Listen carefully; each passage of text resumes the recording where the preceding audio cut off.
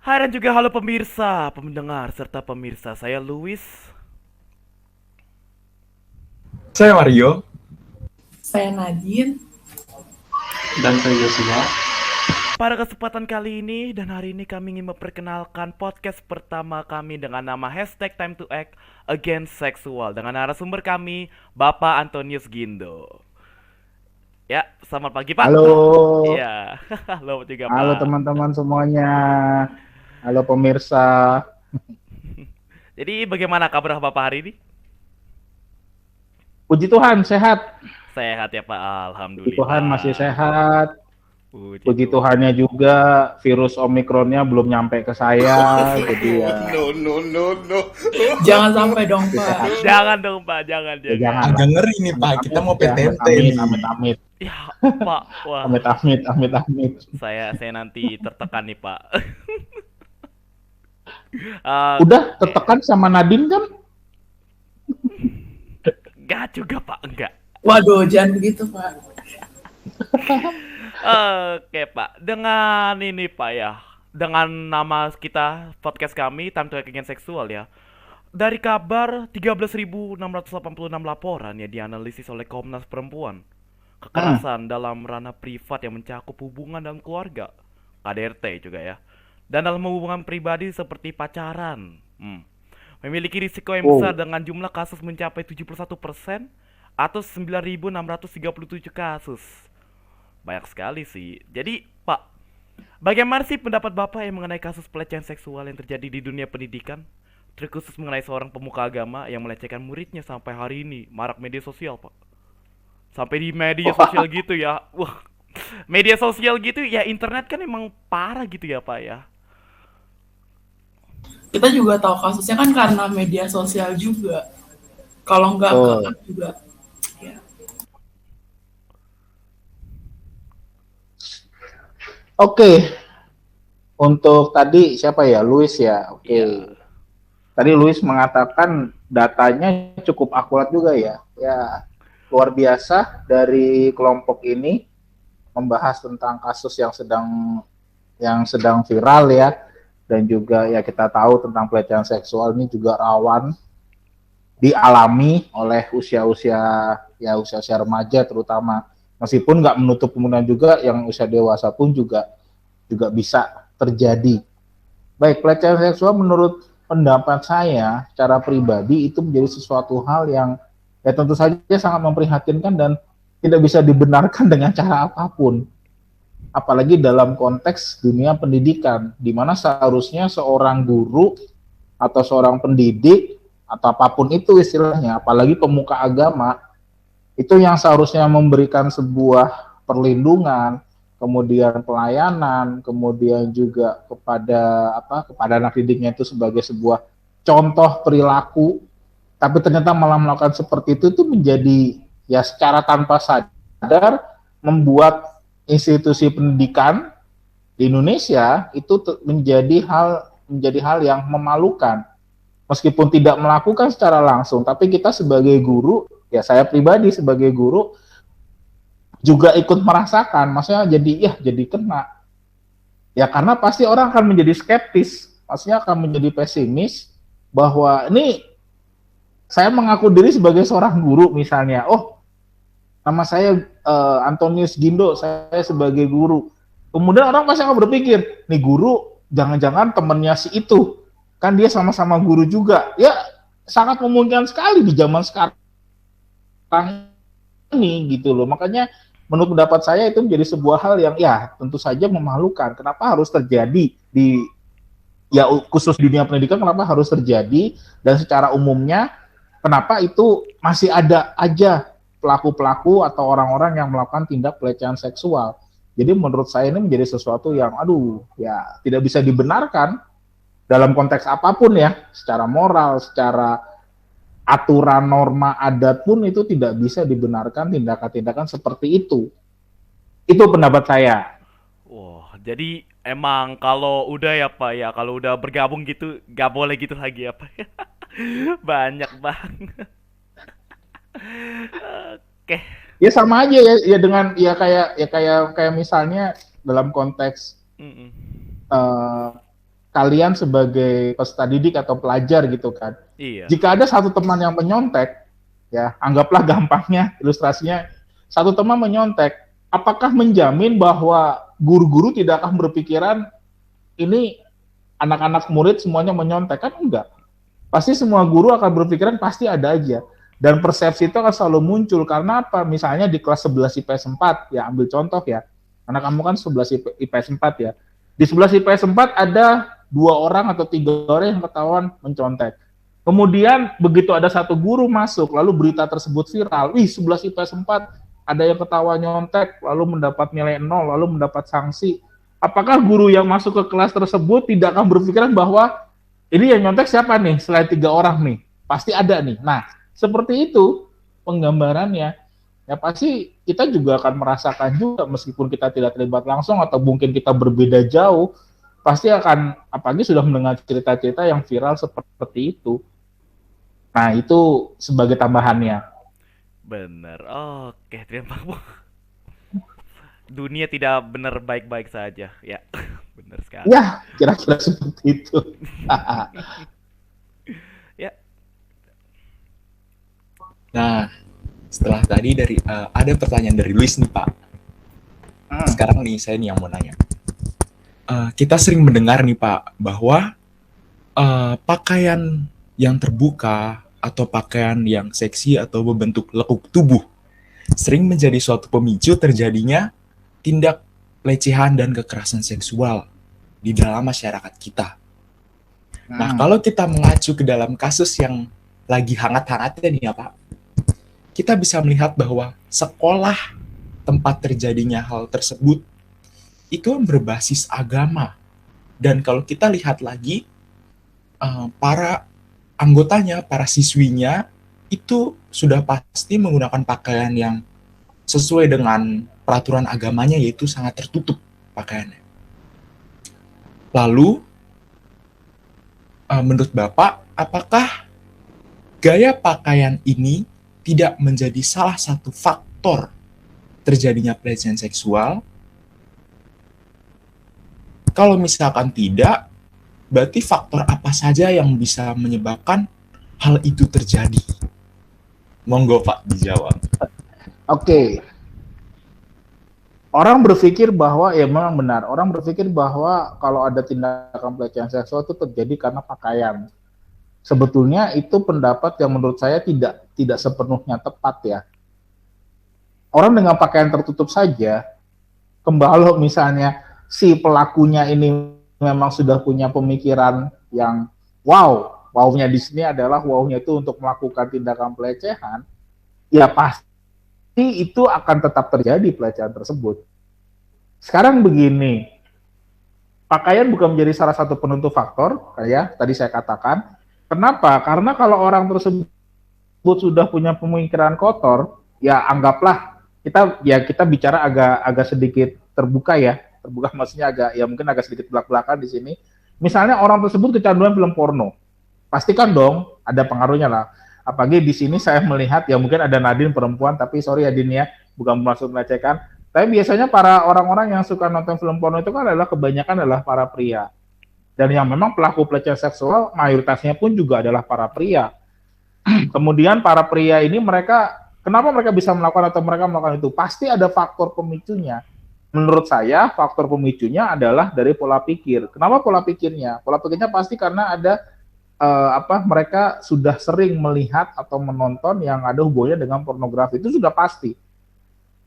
Dan mereka tidak bisa untuk dalam tanda kutip menahan nafsunya, menahan sisi seksualitasnya sebagai anugerah Tuhan, tapi malah dilampiaskan dengan cara yang lain. Maka terjadilah pelecehan seksual tersebut dalam konteks pemikiran saja. Jadi pakaian menurut saya tidak menjadi faktor. Kalau ada orang yang memang, ya anggaplah gini, contohnya saja, saya berikan gambarannya. Di Bali, mungkin kamu pernah ke Bali atau mungkin sudah ada yang pernah ke Bali, di Pantai Kuta itu banyak orang bule-bule yang, ya terutama bule-bule wanita ya, yang mereka pakai bikini, mereka pakai bikininya bukan pakaian renang ya, Saya benar-benar pakai bikini, ya kita tahu ya bikini maksudnya seperti apa. Kita pakai bikini, kemudian mereka berjemur di pantai Kuta. Bahkan ada yang lebih vulgar lagi, ya itu dibuka begitu saja. Tapi coba lihat orang Bali, orang Kuta, orang-orang yang berada di sekitar itu, apakah mereka nontonin para bulenya dengan melangok gitu, dilihatin di video? Enggak kan? Mereka orang Bali ya biasa saja. Karena apa? Pemikiran mereka ya udah itu urusan-urusan mereka para bule itu. Mereka datang ke sini, mereka bayar gue sebagai penyedia jasa, entah makanan, entah resort, entah persewaan tiker atau payung besar, yang penting mereka bayar. Ya udah gue nggak ada masalah. Orang Bali mungkin berpikir seperti itu. Tapi bagi orang-orang yang lain yang memang sudah diracuni oleh otaknya dengan hal yang sifatnya menurut saya adalah pornografi, pemicunya adalah pornografi, dengan pakaian tertutup saja mereka sudah bisa membayangkan. Ya, saya bicara agak sedikit kasar terbuka di sini ya, mohon maaf, tapi ya ini memang faktanya. Dengan pakaian tertutup, orang yang pemikirannya jelek dia sudah bisa membayangkan di balik pakaian tertutup itu seorang wanita pakai pakaian tertutup, di balik pakaian tertutup itu, wah pasti dia punya bentuk badan yang aduhai. Wah pasti dia begini, wah pasti dia begini. Dan terjadilah pelecehan seksual tersebut. Itu kan yang menjadi pemikiran sekali lagi. Tapi kalau orang yang tidak ada pemikirannya diracuni oleh pornografi, atau mungkin ada orang yang memang melihat pornografi, yang mungkin yang melihat pornografi, tetapi nggak terlalu berpikir sampai berlebihan seperti itu, ya udah dia biasa aja. Tidak terlalu membayangkan itu apa gitu kan. Nah, jadi pakaian tertutup bagi saya tidak menjadi salah satu faktor menurut saya bahwa tidak akan terjadi pelecehan seksual. Dimanapun bisa saja terjadi pelecehan seksual. Karena kembali lagi kepada pemikiran. Dan kebanyakan, ya tadi saya katakan, mayoritas pelaku pelecehan seksual ini adalah para pria. Mayoritasnya. Karena ini menjadi sebuah bentuk, saya pernah baca, itu ada sebuah artikel, sebuah bentuk dominasi. Pria itu kan cenderungnya kan mendominasi. Jadi sebuah bentuk dominasi bahwa, gue ini pria, gue lebih unggul dibandingkan lu para cewek-cewek. Jadinya akhirnya ya pelecehan seksual tersebut terjadi. Dan tidak hanya kasus yang kemarin viral di Bandung ya, Jawa Barat, tapi beberapa kasus-kasus yang lain di kampus-kampus, atau bahkan dalam sekolah juga, ya di SD atau mungkin di SMP atau di SMA, selalu saja ada dan pasti pelakunya adalah para pria. Sangat jarang sekali wanita yang melakukan pelecehan seksual. Ada memang, tapi sangat jarang. Sangat jarang sekali. Dan biasanya para wanita juga tidak terlalu ini. Ya anggaplah misalnya Nadine, apakah Nadine pernah melakukan pelecehan seksual kepada para pria? Misalnya contoh saja, kan nggak mungkin. Karena Nadine sendiri sebagai wanita, ya mayoritas wanita itu tidak pernah dalam konteks mendominasi. Pasti yang pelakunya adalah para pria, apalagi kalau udah rame-rame. Kalau sendiri biasanya dia belum tentu akan berani, tapi kalau udah rame-rame biasanya pelecehan seksual itu kadang sering terjadi. Meskipun ada juga pelakunya yang individu. Jadi pakaian bukan menjadi salah satu faktor menurut saya, Mario. Mau dia pakaian terbuka, tapi kalau pemikirannya bersih, ya sih fine-fine aja. Ya contohnya orang-orang Bali itu, Kuta itu, yang di Pantai Kuta, dia mah ngeliat bule-bule telanjang pakai bikini, dia cuek aja, bodo amat. Gue tetap jualan, nggak ada yang gitu, enggak. Tapi kalau yang orang-orang yang sudah pemikirannya kotor, dengan pakaian tertutup, dengan pakaian apapun yang berlapis-lapis, mohon maaf. Tapi kalau dia pemikirannya udah jelek, udah terkontaminasi, ya udah pasti dia mikirnya akan ke arah sana. Jadi seperti itu. Oke Pak, berarti yang poin yang bisa kita tangkap di sini bahwa bukan masalah bajunya, tapi memang akal-akalan, emang otaknya aja. Seperti ya pola pikirnya otaknya gitu aja. ya, iya pola pikirnya gitu Pola pikir. Iya putus asa gitu yang mendapatkan cewek. Ini gimana caranya gue dapet cewek gitu ya? Begini gitu ya Pak ya. Wah, Bisa jadi. Nggak gitu bisa juga. jadi. Bisa jadi. Ya maksudnya bahwa pola pikir itu yang menentukan. Jadi andai kata, ya anggaplah misalnya, saya juga tidak menampik diri bahwa terkadang melihat wanita atau lawan jenis ya memang dia cantik atau mungkin dia seksi kayak artis-artis atau siapapun itu. Tetapi ya saya tidak pernah berpikiran untuk, wah kalau gitu saya coba untuk gambaran si artis itu kemudian saya lakukan kepada orang lain, kepada seorang wanita atau siapapun itu, saya tidak pernah melakukan. Kenapa? Ya untungnya sih Tuhan masih menganugerahkan kepada saya akal sehat, hati nurani yang bisa mengendalikan saya. Tapi kalau mungkin saya seperti mereka-mereka yang melakukan itu, mungkin wah udah nggak tahu lagi. Apalagi kan saya juga sudah menikah, ya otomatis saya juga harus lebih menjaga diri saya. Kemudian juga mau untuk tidak melakukan hal-hal yang seperti itu, dan ya itulah yang terjadi. Perbedaannya kembali lagi kepada pola pikir. Kalau emang dia sehat, mau dia dikasih istilahnya gambar wanita telanjang pun, kalau emang dia sehat, dia cuma lihat, ya sudahlah, tutup, selesai. Tapi kalau pola pikirnya dia jelek, lihat gambar wanita telanjang, wah, langsung dia mikir, waduh gimana ya, wah, gambarnya ini, waduh ininya, waduh bentuk tubuhnya, wah, mukanya, waduh ini. Dan akhirnya ngelihat ada satu wanita yang menurut yang dia udah nggak tahu lagi, udah kehilangan akal sehat, dia lihat satu wanita, wih, kayaknya pantatnya sama tuh wanita yang digambar telanjang yang saya lihat dengan yang saya lihat sekarang lagi lewat, akhirnya ditepoklah itu pantatnya. Ya sudah, itulah pelecehan seksual. Ya kan?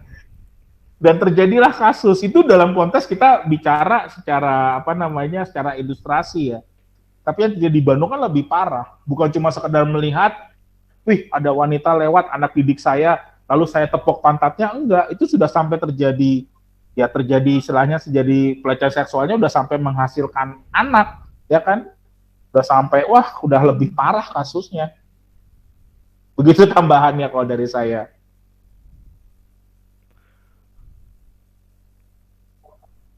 Wah, makasih banget Pak untuk jawaban yang super lengkap tadi. Nah, untuk melanjutkan pertanyaan dari Mario, saya punya pertanyaan nih Pak. Kan nggak menutup kemungkinan juga bahwa pelecehan seksual itu bisa terjadi di tempat ibadah. Oleh karena itu, bagaimana sih perspektif gereja, khususnya gereja Katolik, terhadap kasus pelecehan kayak gini, Pak? Apakah bertentangan dengan ajaran iman Katolik? Oke. Kalau kita berbicara tentang ajaran iman Katolik secara khusus, ya memang tidak ada dokumen gereja secara khusus, memang tidak terlalu terperinci.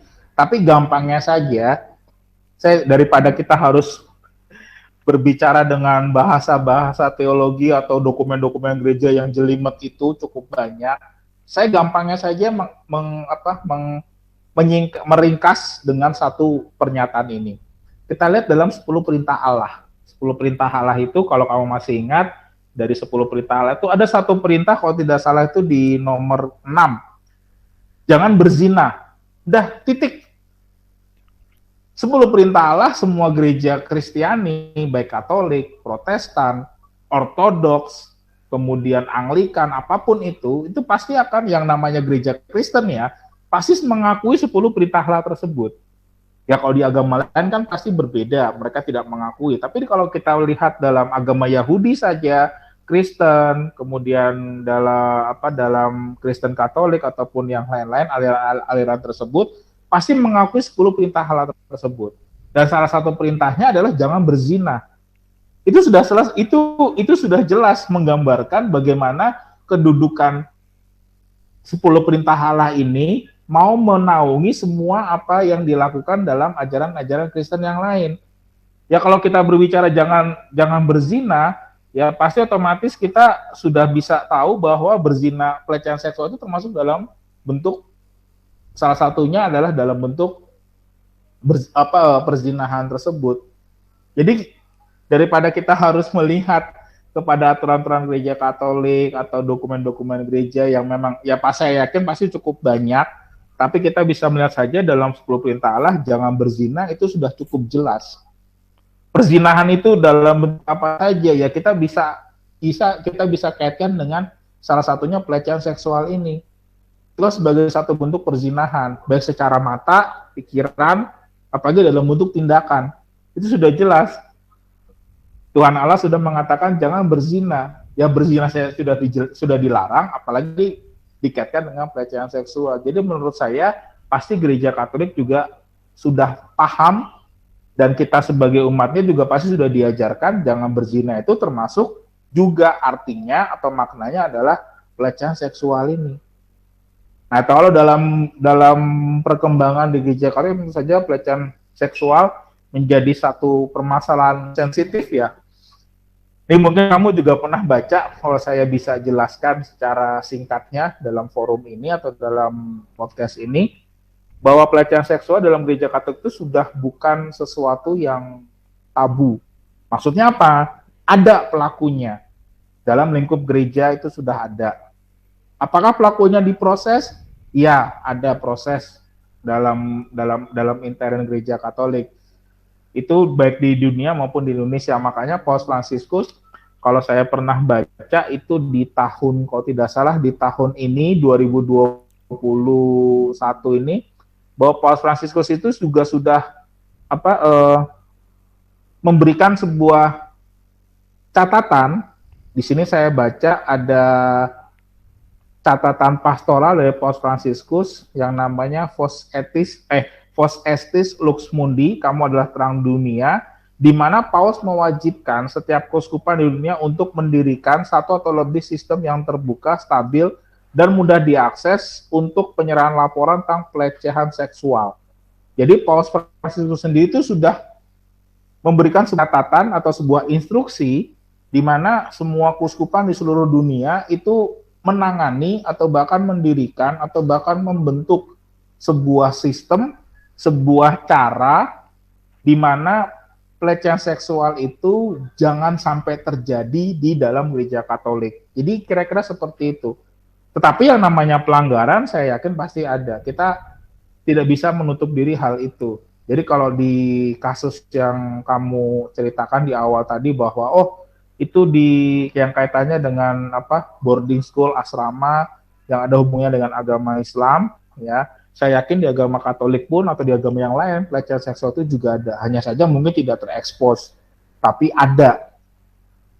Nah, kembali lagi, jangan berzina itu sudah menjadi kata kunci bagi gereja Katolik untuk menghindarkan atau untuk mewajibkan semua umatnya tidak melakukan yang diperintahkan oleh Allah. Itu sebetulnya sudah paling sederhana.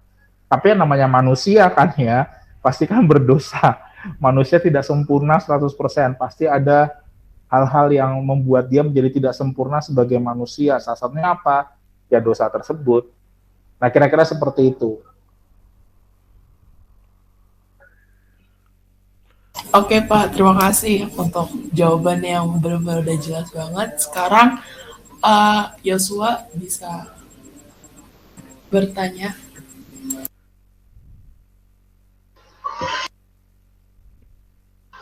Oke Pak, terima kasih atas jawabannya dari pertanyaan Nadine tadi. Untuk melanjutkan pertanyaan dari Nadine, saya mau tanya nih Pak. Di kelas 11 ini kita kan pernah belajar ya Pak mengenai gereja sebagai persekutuan yang terbuka. Nah, menurut Bapak, kira-kira apa yang bisa gereja lakukan atau gereja amalkan untuk menunjukkan sifat keterbukaannya terhadap kasus pelecehan seksual di lingkungan masyarakat? Silakan Pak. Oke, kaitannya dengan gereja persekutuan yang terbuka. Ya tentu saja dari pihak gereja sendiri keterbukaannya ini tidak berarti bahwa si korban pelecehan seksual ini hanya dilihat dari agamanya apa gitu kan. Tentu gereja tidak hanya sekedar itu bahwa kalau dia bukan orang Katolik nggak akan saya bantu atau gereja tidak akan bersuara, tidak. Tapi gereja melihat secara umum karena keterbukaan gereja itu kan sifatnya adalah umum, di mana dia melihat tidak hanya dalam versi umat Katolik aja, tapi ada kasus yang tadi dicontohkan pelecehan seksual tersebut, ya tentu saja gereja juga memberikan perhatian. Gereja juga memberikan sebuah ya istilahnya keprihatinan, kemudian bantuan kalau memang dirasa perlu. Bantuan untuk mungkin tim konseling kah atau mungkin apa gitu kan. Nah, itu yang dilakukan oleh gereja Katolik dalam menunjukkan keterbukaannya. Cuma memang di sini juga untuk menghadapi pelecehan seksual, gereja Katolik itu tidak serta-merta membuka atau mengekspos gitu ya. Maksudnya apa? Bahwa gereja juga bersikap hati-hati juga supaya kasus ini tidak cuma sekedar viral ya. Wah, viral di gereja Katolik ada kasus pelecehan seksual, tidak. Tapi gereja menyelesaikannya juga dengan secara hati-hati. Intinya adalah tidak perlu terlalu dibuka. Dalam konteks ini tidak perlu terlalu dibuka, tetapi gereja mencoba merangkul. Yuk, ada mediasi, yuk ada komunikasi, pembicaraan. Pendampingan kepada korban, iya. Kepada pelaku pelecehan seksual, kalau misalnya dia seorang Katolik, ya tentu akan diberikan pendampingan juga, supaya minimal dia dalam tanda kutip disembuhkan. Tetapi juga gereja tidak sekedar menutup diri bahwa, oh ini kasusnya di luar gereja Katolik, misalnya kasus yang di Bandung, wah berarti gereja Katolik nggak usah terlibat. Tidak, kalau gereja Katolik diminta, pasti gereja akan membantu. Misalnya, tolong dong dari gereja Katolik nih kirim tim konseling misalnya, ya nggak masalah. Ya nggak masalah. Dan kasus pelecehan seksual ini tentu saja gereja tidak serta-merta menutup diri, atau istilahnya gereja tidak serta-merta tidak peduli. Gereja pasti akan selalu peduli, minimal mendampingi korban. Karena proses healing ya, kok healing sih? Maksudnya proses penyembuhan traumatis dari si korban ini, dari pelecehan seksual ini, tentu tidak bisa hanya dalam waktu satu kali saja, itu mesti berkali-kali, dan gereja siap untuk itu. Dan selama ini juga menurut saya gereja sudah cukup aktif, apalagi kalau kita berbicara tentang pelecehan seksual dalam forum-forum diskusi, baik yang diadakan oleh pemerintah maupun diadakan oleh LSM, gereja juga ikut terlibat, mengirimkan tim ahli, atau mungkin mengirimkan narasumber, atau juga mau mengirimkan catatan tentang pelecehan seksual, atau mungkin pendapat dari gereja Katolik tentang pelecehan seksual tersebut, ya pasti gereja akan selalu seperti itu. Jadi menurut saya keterbukaan gereja dalam kasus pelecehan seksual ini ya ada kehati-hatian, tetapi juga gereja tidak serta-merta lantas menjadi kaku. Gereja tetap berusaha menyikapinya dengan bijaksana. Menurut saya sih seperti itu. Dari siapa tadi? Oh, Yosua ya. Ya, gitu.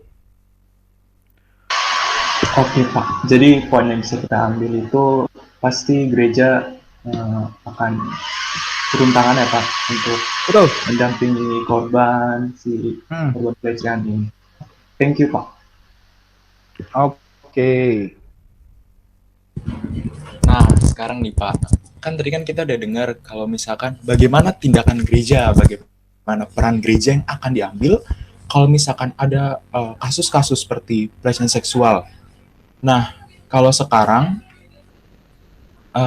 apa nih dari Bapak sendiri yang bisa dilakukan, entah dari Bapak sebagai seorang guru ataupun sebagai seorang orang tua, terus bagi kita seorang murid, seorang teman-teman, untuk mengedukasi sesama kita tentang bagaimana bahayanya pelecehan seksual. Oke, untuk Mario pertanyaannya untuk menghadapi pelecehan seksual ya. Bagaimana yang harus dilakukan? Bahwa pelecehan seksual itu bisa terjadi di, ya istilahnya bisa terjadi di mana saja ya, terutama di tempat-tempat umum. Nah, saya berpendapat bahwa kalau sebagai, ya kita berbicara dua versi, menurut saya gini, pendapat saya adalah ada dua jenis, ya istilahnya dua jenis manusia, maksudnya pria dan wanita. Kalau untuk si pria, saya berbicara dari pria dulu. Kalau untuk pria adalah mereka-mereka yang punya pemikiran untuk mau melecehkan wanita atau melecehkan cewek ya, ibaratnya seperti itu. Coba pikirkan, berpikir terbalik. Kalau nanti para pria-pria yang mungkin nanti mendengarkan podcast ini nanti punya anak perempuan, mau nggak anak perempuannya diperlakukan seperti itu? Atau punya saudara perempuan, kakak perempuan, adik perempuan, ibu kamu sendiri, mau nggak diperlakukan seperti itu? Jadi misalnya kayak apa lagi jalan tiba-tiba di sweet-sweetin bagi para cowok-cowok, sweet-sweet, wih mau kemana cewek? Bayangkan itu ibu kamu, saudara kamu, laki apa yang perempuan, adik kamu, kakak kamu, diperlakukan seperti itu. Bagaimana kamu para pria-pria berpikirnya? Kalau kamu para pria-pria yang mendengarkan ini, lalu merasa, wah nggak bisa pak, enak aja, itu kan nyokap gue, itu kan saudara gue, itu kan kakak gue, itu adik gue, wah bakal gue bela. Ya sama, kalau terjadi, kalau kamu juga melakukan hal yang sama kepada para cewek-cewek yang mungkin nggak kamu kenal atau mungkin yang kamu kenal. Jadi untuk para pria-pria, untuk para cowok-cowok, bersikap gentle lah. Kalau memang ada cewek atau mungkin ada wanita yang memang menurut kamu dia menarik, ya sudah simpan saja dalam hati. Kagumi bahwa itu sebagai ciptaan Tuhan. Tuhan menciptakan, wah ada cewek cakep, wah luar biasa Tuhan. Ya sudah sekedar itu. Tidak perlu diekspresikan dengan bersiul-siul, bersuit-suit, manggil, cewek mau kemana, sombong amat sih lo, gitu doang. Ya jangan seperti itu. Jadi berpikirnya terbalik. Kemudian untuk yang cewek-cewek berani. Kalau saya berpendapat bahwa cewek-cewek beranilah. Kalau memang ada para pria-pria yang terindikasi akan melakukan pelecehan seksual, kamu harus bisa dengan tegas menolak. Jadi para cewek-cewek harus berani. Di sini kita tidak berbicara lagi dominasi gender bahwa pria dan wanita itu lebih tinggi pria, tidak. Ingat bahwa kita wanita dan pria diciptakan oleh Tuhan itu sama dan sederajat. Jadi ya udah, kalau memang kamu punya keberanian, mereka para pelaku pun toh juga tidak akan berani lagi. Dan kebanyakan para pelaku yang biasanya kalau istilahnya kan kayak catcalling ya, kayak sweet-sweet, manggil-manggil. Nah, itu tuh biasanya mereka beraninya hanya berkelompok. Kalau sendiri, nggak bakal berani. Sehingga kamu harus punya keberanian, para cewek-cewek harus berani mengatakan, apaan sih lo? Lalu kalau dibalesin, wah gitu aja marah, sombong amat lo, ntar gak punya nih. Ya, lawan balik. Laporkan kalau perlu. Laporkan kalau perlu. Dan saya yakin banyak lembaga-lembaga, atau bahkan kalau perlu di zaman sosial media sekarang ini, viralkan.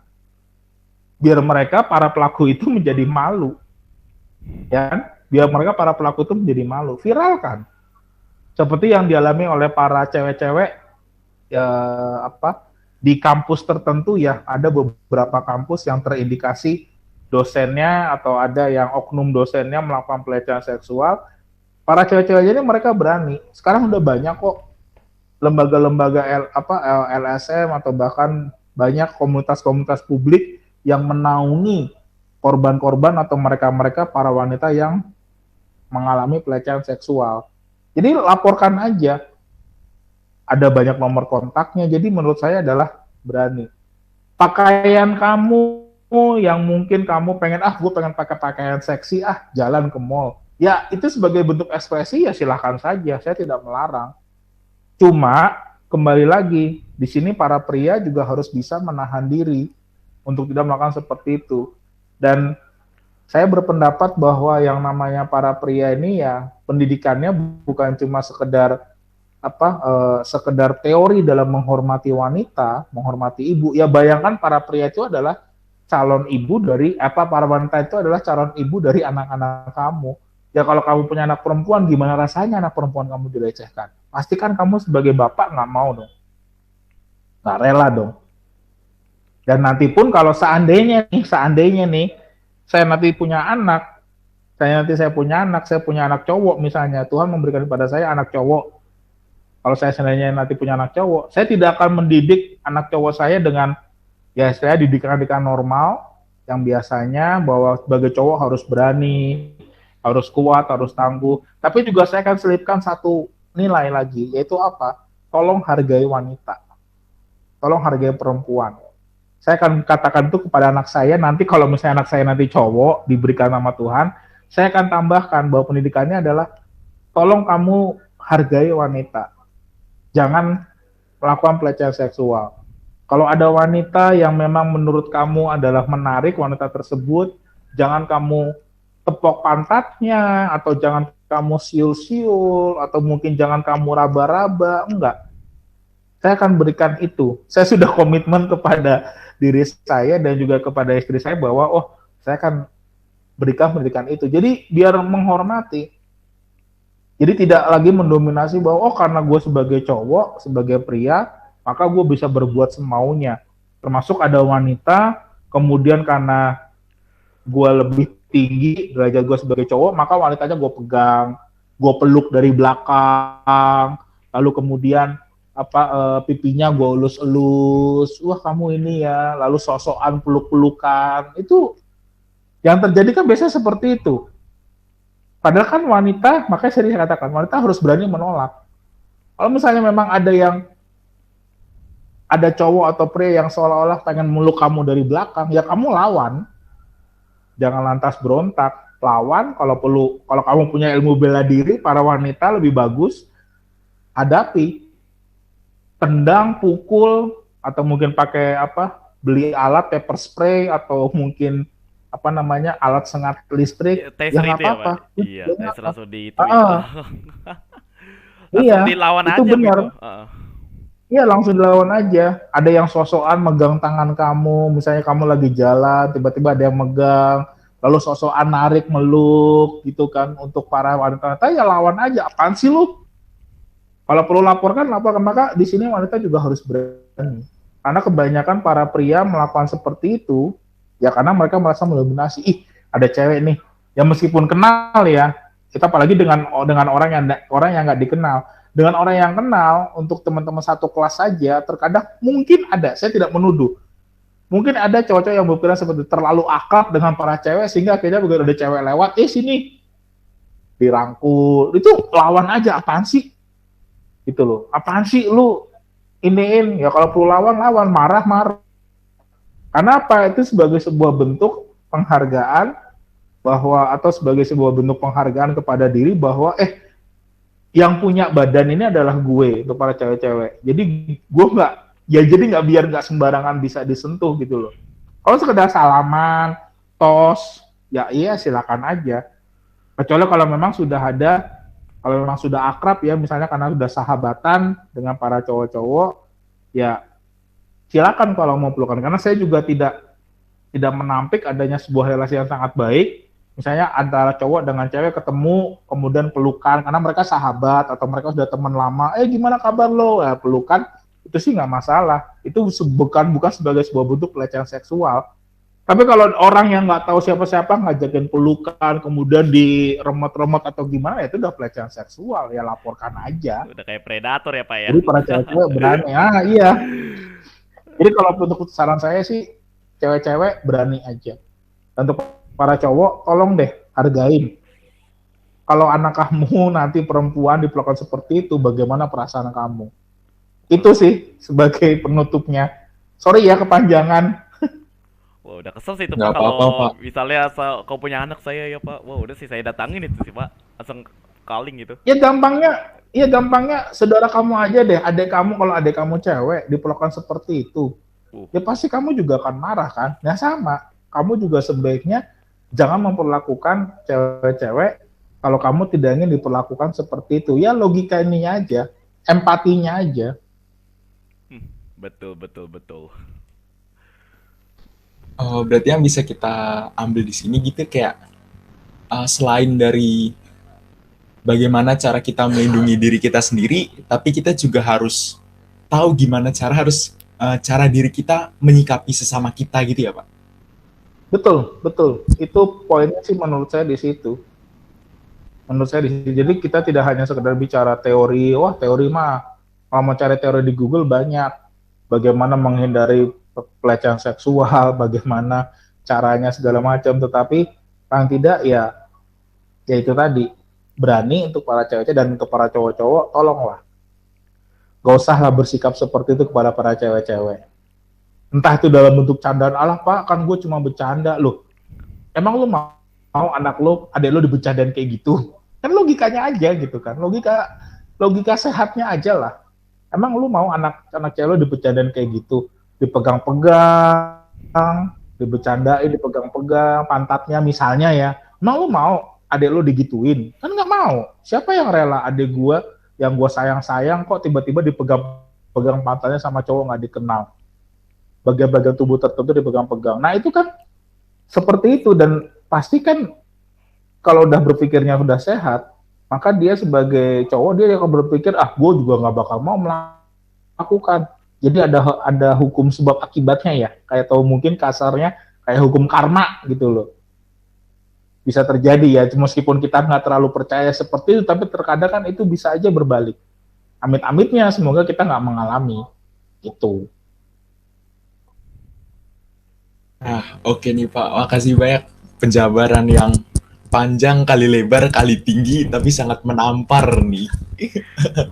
Udah masukin hati di saya, Pak. Wah, jadi Iya. Waduh, Ini bener-bener gak masuk ini bener-bener bukan masuk kuping kiri keluar kuping kanan dong nih Pak. Ini ke proses ke hati, ke empedu gitu-gitu dulu Pak. Jadinya lebih seluruh tubuh saya udah tegang nih, Pak. Saya jadi takut nih gimana nanti melihat diri saya nanti di kedepannya 2045. Aduh ya Tuhan. Tiba-tiba saya jadi gini. Aduh. makanya- Gitu, Pak. ya makanya mulai dari sekarang ya, mungkin nanti untuk yang dengerin atau mungkin untuk yang melihat tayangan ini atau mungkin mendengarkan, ya paling tidak kan sudah bisa mulai berpikir, iya ya, kalau gua ngelihat cewek lagi nongkrong sama teman-teman tuh, dia misalnya cowok-cowok ya kira-kira kalau diperlakukan seperti itu bagaimana? Oh ya, satu lagi untuk para cewek-cewek juga, karena para cewek-cewek terkadang kan kalau mereka lagi rame-rame, kadang kan suka ngodain cowok-cowok nih, ya kan? Kadang-kadang loh ya, saya tidak menuduh, kadang-kadang para cewek-cewek juga seperti itu. Ya ampun tuh ganteng banget, ya ampun itu sebagai sebuah bentuk pelecehan juga sebetulnya tanpa sadar. Ingat kan dulu saya pernah dulu kalau nggak salah sekitar tahun 2018 saya ingat kasusnya. Jadi ini agak out of track ya, tapi ini ada hubungannya. Jadi tahun 2018 waktu itu mungkin kamu masih ingat, kamu mungkin waktu itu masih SMP atau masih SD ya, 3 tahun lalu 2018 4 tahun lalu ya. 4 tahun lalu, iya. 4 tahun lalu ya, SMP lah. Mungkin masih SMP tuh. Nah, itu tuh ada Asian Games. Mungkin kamu pernah dengar kasusnya.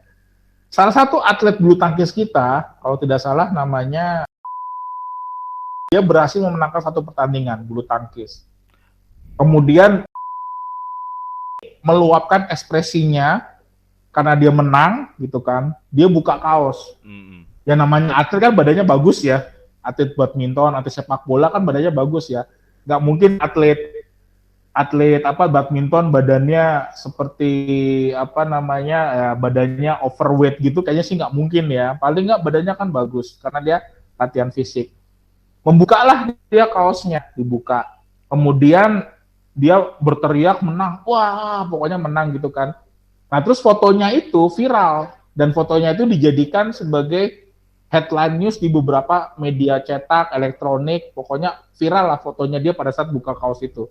Nah, komen-komennya yang saya lihat waktu di sosial media, di Instagram, komen-komen dari para cewek-cewek, ini sangat bagi saya ini agak lucu. Mungkin kalau kamu pernah baca atau kamu pernah lihat, salah satu komen yang lucunya adalah bagaimana ada cewek yang dengan secara sadar,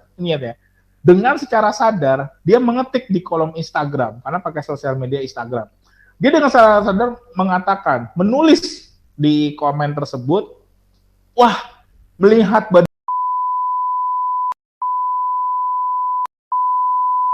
keren banget, bagus banget ya, kira-kira ekspresinya seperti itu. Melihat badan yang bagus itu, rahim saya seketika bergejolak. Wow. Can you imagine that? Bisa bayangkan cewek-cewek. Jadi si cewek ini dengan sadar dia mengatakan, melihat badan Jojo seperti itu rahim saya bergejolak. Ada lagi komen yang lain saya lupa tapi kurang lebih ekspresinya sama. Wah, hati saya mendidih, terbakar. Ya ampun, ganteng banget. Ya ampun, badannya. Ya ampun, saya merasa. Wah, ada yang agak cukup vulgar. Dia mengatakan, waduh, birahi saya naik melihat badan seperti itu. Wow. Apakah itu tidak satu bentuk pelecehan seksual? Pasti iya. Tetapi apa cewek-cewek itu yang menulis itu tidak mengakui, ya dalam tanda kutip ya. Mereka hanya mengatakan saya ikut bergembira aja kok dengan keberhasilan, lalu saya tulis komen, Lalu kenapa enggak? Nah, dari kasus tersebut bagi saya adalah para cewek-cewek di sini juga harus hati-hati. Kebanyakan para cewek-cewek kan ya dia bisa aja mengagumi, ya mungkin kalau di zaman sekarang usia-usia remaja SMA ya, mengagumi artis-artis tertentu, misalnya kayak yang lagi ngetren sekarang kan artis Korea ya, ada artis Korea yang mukanya ganteng atau mungkin yang badannya bagus atau mungkin apa, lalu kemudian si artis Korea tersebut tiba-tiba lagi ke pantai terus dia buka baju lalu viral gitu kan, wah langsung teriak-teriak segala macam. Ya itu sebagai salah satu bentuk pelecehan seksual juga menurut saya, tetapi ya terkadang para wanita juga tidak sadar atau mungkin mereka belum sadar atau belum aware akan hal ini. Nah, maka kita harus adil, perspektif kita atau pembicaraan kita harus adil bahwa pelaku pelecehan seksual meskipun mayoritas pria, tapi para wanita juga tanpa sadar melakukan pelecehan seksual tersebut. Apa logikanya melihat seorang atlet dengan badan bagus lalu tiba-tiba dia dengan sadar mengetik rahim saya bergejolak? Berarti kan dia seolah-olah ingin mengatakan bahwa ya saya bicara kasar ya, sorry. Dia terangsang melihat badannya ini kan. Sama kayak para pria juga terangsang melihat wanita yang baheno, wanita yang seksi. Tetapi kan kalau para pria terkadang lebih mengungkapkannya secara fisik, tindakan kan mungkin diremas atau mungkin dipegang bagian yang seksi tersebut. Mungkin wanita mengungkapkannya secara dalam bentuk tulisan, tetapi intinya kan tetap sama. Ada bentuk pelecehan seksual terhadap masing-masing jenis tersebut, baik pria maupun wanita. Nah, maka di sini para wanita juga harus hati-hati. Jadi kita harus bersikap adil juga bahwa tidak, kalau misalnya wanita nggak pengen digituin, ya wanitanya juga jangan gitu juga. Kalau ada cowok yang memang dengan badannya bagus, gitu kan, badannya keren, berotot, berisi, mukanya ganteng, glowing, wah pokoknya perfect banget lah. Ya kita para wanita juga jangan atas, ih gila ganteng banget, ya ampun, cowok jadiin gue dong pendamping hidup lu, gue mau kok dimadu, gue mau kok dijadiin istri kedua. Nah, kayak gitu kan sebagai sebuah pelecehan seksual juga dong. Ya kan? Dan tiba-tiba si cowoknya lantas nengok lalu mengatakan, ya ampun Cin, kok gitu amat sih mikirnya, kita sama-sama keles, ternyata bencong. Kata waria. Jadi ilfil ceweknya. Ya ternyata setipe, jari ngetril. Ya kan? Ada yang seperti itu ya ini hanya sekedar ilustrasi aja. Tetapi maksudnya adalah para wanita tolong juga berhati-hati juga. Ya kita bersikap baik-baik aja lah. Kalau emang wanita mengagumi, cewek-cewek mengagumi fisik dari seorang artis, atlet atau cowok siapapun itu, ya udah simpan aja dalam hati. Ide anugerah Tuhan bagus banget, keren banget, Tuhan menciptakannya dengan sangat bagus, dengan sangat indah. Ya sudah. Tapi juga jangan lantas diekspresikan secara berlebihan. Makanya di sini mungkin tambahannya dari saya, ya kita harus berimbang juga cowok-cewek, jangan lantas seolah-olah yang cewek-ceweknya, wah kita bagian yang terzolimi sebagai cewek dilecehkan. Ya kadang para cewek pun kan juga seperti itu. Begitu ya, sedikit poin tambahannya dari saya. Baik Pak. Wah. Waria. Banyak loh. Ada loh. Iya emang Ya kan bener sih Pak, banyak sih. Itu kan sebagai sebuah fakta. Ini bukan termasuk dalam pelecehan ya. Iya. Jangan lantas saya tiba-tiba kita langsung disomasi oleh Persatuan Waria seluruh Indonesia karena bukan begitu Pak. itu. Bersatu. Enggak lah, ini kan hanya bercanda, tapi maksudnya poinnya jelas bahwa ya kadang yang kita anggap seperti bagaimana ya bisa juga kan malah terjadinya berbeda. Ya, ini sedikit pengalaman dulu tuh, saya ingat waktu zaman kuliah ada teman saya yang kita lagi nongkrong, duduk gitu kan bareng-bareng, ya kan bareng-bareng gitu, terus kita lagi main gitar, lalu kita nongkrong, tiba-tiba ada kita melihat dari jauh itu kayak cewek bagus, cakep gitu kan, wah bagus, cakep. Langsung teman saya satu orang ini dia langsung, wih gila, ada cewek cakep, sini, pinjemin gitarnya. Sini, pinjemin gitarnya. Terus dia seolah-olah pengen nyanyi itu kan. Ternyata yang lewat apa? Yang lewat ternyata dari jauh kita lihat seperti perempuan, ternyata lewat adalah waria sungguhan. Ya, astaga Ya kita tahu waria bagaimana lah operasi gitu kan. Ini langsungnya tuh, kita langsung, ya kan, lo makan tuh waria gitu kan kasarnya gitu. Waktu itu kita bicara seperti itu. Jadi ya jangan terlalu berlebihan dalam menyikapi, ya biasa aja. Termasuk dalam konteks pelecehan seksual ini ya kita harap baik pria, cowok, cewek, wanitanya juga ya kita sama-sama menjaga diri aja. Balik lagi ke poin yang sebelumnya, cewek tolong berani, kemudian kalau cowok hargai. Dan juga cewek juga harus bisa bersikap baik, tidak perlu berlebihan, cowoknya juga tidak perlu berlebihan juga. Begitu kira-kira. Oke, Pak. Baik. Oke Pak, thank you banget nih untuk pembelajarannya yang sangat bermanfaat. Tentunya intinya kita harus saling menghargai ya Pak, satu sama lain. Ya betul, Perempuan itu harus dia. lebih berani lagi jika dirinya merasa dirinya dilecehkan. Terus pria juga harus lebih menghargai wanita. Oke Pak. Terakhir nih Pak, untuk menutup podcast kita, kira-kira pesan apa yang mau Bapak sampaikan kepada para pendengar podcast kita kali ini, khususnya untuk para remaja terhadap kasus pelecehan seksual yang marak terjadi di lingkungan masyarakat saat-saat ini. Silakan Pak. Oke, untuk para remaja yang mungkin mendengarkan atau mungkin yang menyimak obrolan hari ini, ya pesan saya cuma satu, bahwa yuk kita sebagai sama-sama ciptaan Tuhan, ya kita bersikap sewajarnya saja. Kita berperilaku baik, Tuhan sudah memberikan kita akal sehat, hati nurani, ya kita gunakan itu dengan baik. Saya sih sederhananya tidak terlalu harus berlebihan dalam menyikapi. Kita mungkin tertarik, cowok-cowok mungkin tertarik, pasti nggak mungkin, ya kalau cowok-cowok yang normal ya, mohon maaf, cowok-cowok yang normal pasti akan melihat cewek cakep itu, wah gila cakep banget, ya semua akan mengakui. Ya sudah, sejauh itu saja bahwa itu, oh kita itu sama-sama ciptaan Tuhan. Termasuk juga cewek-cewek, iya ada cowok artis Korea ganteng banget, atau atlet ganteng banget, keren banget dia ininya, ya udah kita kagumi secara wajar saja. Hal yang berlebihan itu sebetulnya tidak baik. Ya, termasuk juga berlebihannya, kalau kita terlalu kagum secara berlebihan, ujung-ujungnya kita nanti jadi melakukan tindakan pelecehan seksual.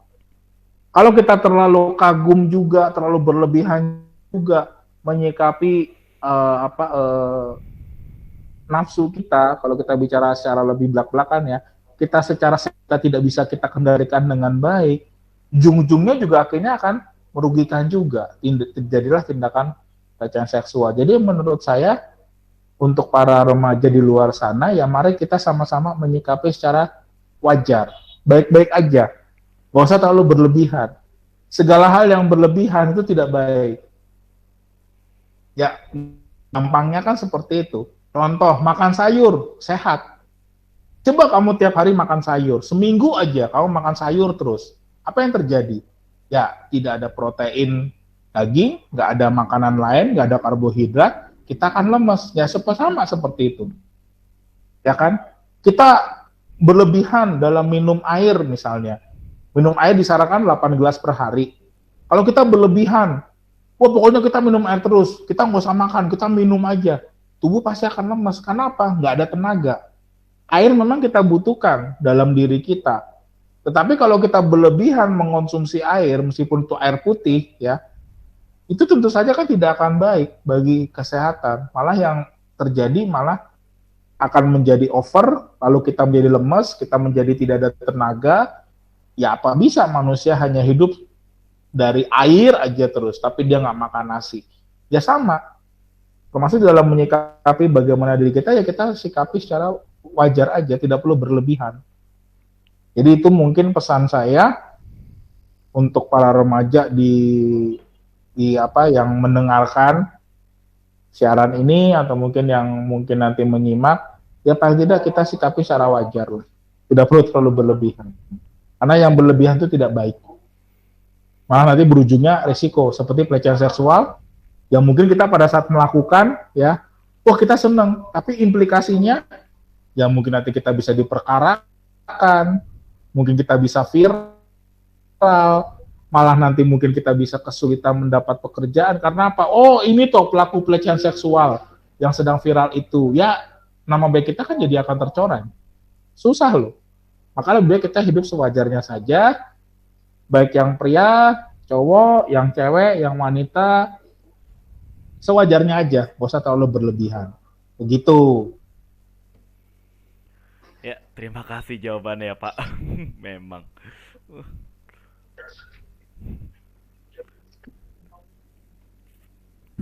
Baik Pak, setelah kita mendengarkan bagaimana Bapak memberikan wejangan-wejangan, curhat nih kepada kita juga dengerin Bapak gimana Bapak menceritakan ya pandangan-pandangannya Bapak tentang permasalahan yang sedang heboh, yaitu maraknya kasus pelecehan seksual. Kita berempat dan saya yang mewakili teman-teman semuanya ingin mengucapkan terima kasih sebesar-besarnya kepada Bapak atas waktu yang telah diberikan. Kiranya Oke, saya juga terima kasih loh. Ya, kiranya dan semoga apa yang telah Bapak sampaikan, pesan-pesan, curhat-curhatan yang sudah Bapak sampaikan kepada kita bisa kita amalkan.